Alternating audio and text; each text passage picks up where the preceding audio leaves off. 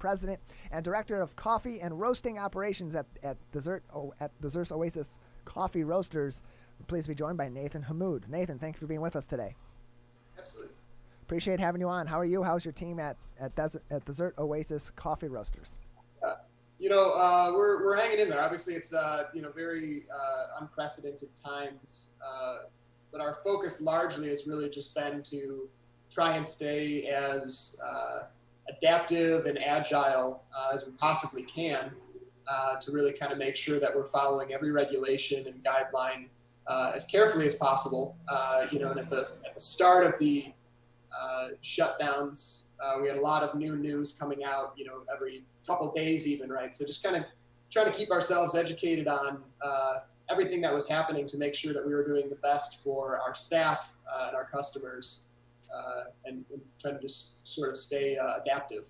Nathan, every business had to make a variety of pivots or changes over the course of the pandemic to adjust to how things were going. What were some of the pivots or changes that were made by your company, and what kind of impact did that have on your business's ability to remain open and functioning? Sure. Yeah. So, before the shutdowns, our focus was, of course, the first focus being sanitation and what we were doing to keep customers safe. But as we saw, that there was more of a response needed, and as there were the shutdowns, we started to, of course, follow those guidelines, move to doing all carry out. Our pivot there being that we started doing curbside service. We started doing, ordering over the phone. We focused more on our online sales. So you could buy bags of coffee, brewing gear, all sorts of things like that online. We put out some little how-to videos on how to brew really great coffee at home to sort of direct more people to be able to get their Desert Oasis coffee that way. We also started bottling some of our drinks so that you'd be able to buy, a week's worth of lattes by just stopping in or doing a curbside order, taking it to go, and having a few drinks for the next few days or so. Nathan, I was obsessed with the show Dangerous Grounds on the Travel Channel that showed the process of actually having to buy coffee and get the grounds from the farmers. How has this impacted your supply chain? Sure. So we work with a lot of really great importers and have really great relationships with those importers that do a lot of what you would have seen, Todd Carmichael do on that show. It has affected supply chain, honestly, in a lot of sort of unpredictable ways, right? Certain origins are affected and certain origins are not. Some origins are still able to have, their teams working and still are able to meet their harvest seasons and be able to still go through the processing and exporting. In the States here, warehousing and all that type of stuff, we're just seeing some delays and stuff like that, and just kind of trying to navigate it as we can. Nathan, you talked earlier about how your company made some tutorial videos about making good coffee at home and so on. Through this process, a lot of businesses have had to up their online presence or begin to have an online presence altogether just to be able to survive and do things like curbside and delivery and online ordering and so on and so forth. How critical has it been for your business to increase its online presence over the course of the pandemic, and what effect has that had on your business? Sure. I think it was very critical, particularly early on in the shutdowns. For that first few weeks, online sales were, most of what we had. So being able to quickly drive more traffic to our website and try to up our web presence as far as that was a huge factor. We increased, the number of times we do shipping in a given week. All that type of stuff. Curbside orders were pretty big for us. We did that somewhat low tech though. We did it, just over the phone. So it was call in, and it worked pretty well. But those, having those presences were particularly important in the first bit in trying to get that, up very quickly and efficiently. And keeping a positive attitude, you had said, was also something that was so important to your business culture as you were going through the trials and tribulations of the COVID-19 pandemic. How much of an impact has that mindset had on the longevity of your business throughout this, when many businesses have been going through tough times due to the pandemic? Absolutely. I mean, I think it's so much of it, right? It's there's only so much that we can control, right? And there's so much that I think we needed to become okay with just not knowing, and trying to do the most we can to stay current on all the things that we needed to be on top of. I think mindset was really a very important part of the approach.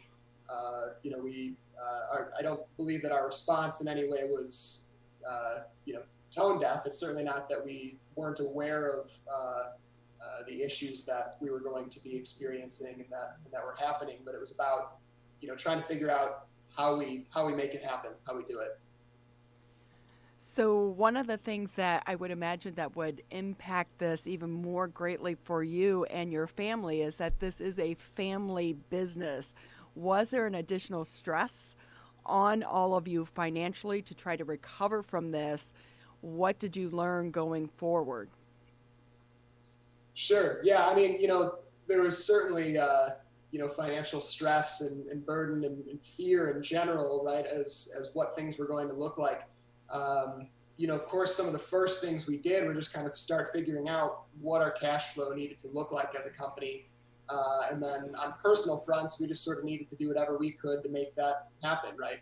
Our goal was to make sure that our staff felt, the weight of this as little as possible. And that meant, if we needed to take any more of that on, if we needed to figure out new ways of approaching issues, that we would. So, I mean, I think largely, honestly, just focusing on the agility of our plans, I think was one of the largest takeaways. So in the middle of all of this, as we're all starting to recover, now there's this coin shortage going on. Are you guys experiencing that at all, or are you finding most people now do just pay digitally? Yeah, we are experiencing it for sure, because we still do cash engines. We have to manage them very carefully. We sanitize our point of sale system in between every transaction, particularly if it's a cash transaction, because there's obviously a lot more brought into that equation. But largely, digital has in recent years become a much more prevalent payment method. Right? It's much more of our business for sure. Which has helped. So our need for coins is not nearly as high as it would have been in previous years. So it hasn't been too much of a problem, but we are feeling it for sure. Nathan, just a few more minutes with you. Anything else that you'd like our audience to know about your company, about what you're doing over the course of the pandemic, or anything else that would be important for us to know?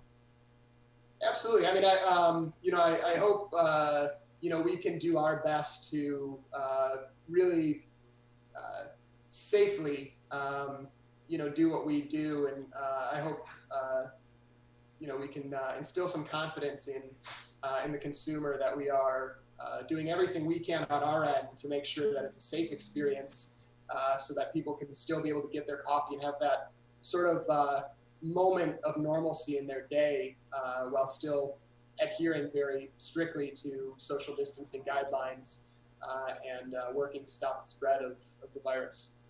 A great cup of coffee is definitely a nice comfort during all of this pandemic. Quickly before we let you leave, if people are not familiar with your locations, where are you and what are your hours? Absolutely, yeah. So we have a location in Detroit, in Capitol Park, in Rochester, right in downtown Rochester, and right down in downtown Royal Oak. We're operating mostly now at pretty close to our full operation hours. We were sort of moving them around a lot as we had staffing and figuring out what our hours would be, but we're mostly fully back in terms of hours.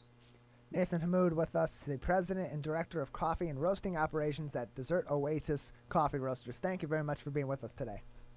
Thank you. Appreciate it. Nathan Hamood with us on the Oakland County MegaCast.